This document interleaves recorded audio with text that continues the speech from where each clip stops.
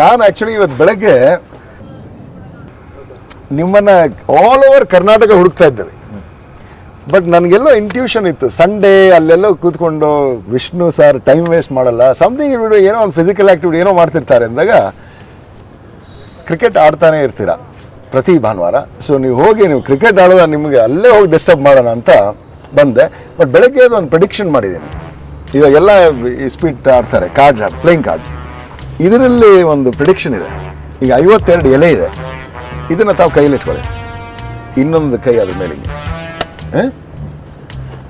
ಈಗ ನಂದೇನು ಇನ್ಫ್ಲುಯೆನ್ಸ್ ಇಲ್ಲ ಅದ್ರ ಮೇಲೆ, ನಾನು ಅದ್ರ ಒಳಗೋಕ್ಕಾಗಲ್ಲ, ಹಗ್ಗ ದಾರ, ಏನು no high technology, no nothing. ಏನೋ ನನ್ನ ಮನಸ್ಸಿಗೆ ಬಂದು ಒಂದು ಪ್ರೆಡಿಕ್ಟ್ ಮಾಡಿದ್ದೀನಿ.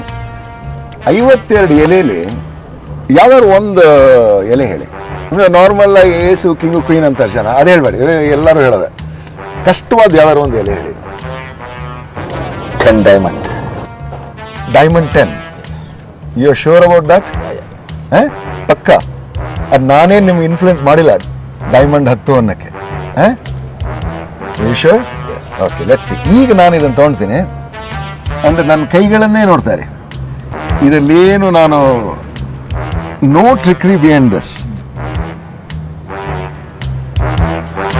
ಇವತ್ತು ಬೆಳಗ್ಗೆ ಅದು ಎಲ್ಲೋ ನನಗೆ ಮನಸ್ಸಿಗೆ ಬಂತು,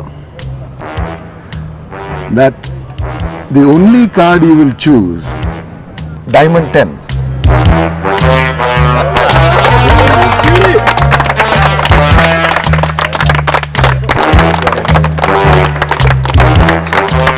And ಅಷ್ಟೇ ಅಲ್ಲ, I was so sure you will say this,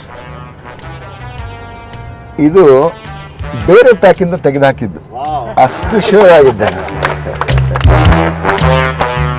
Good show, well done.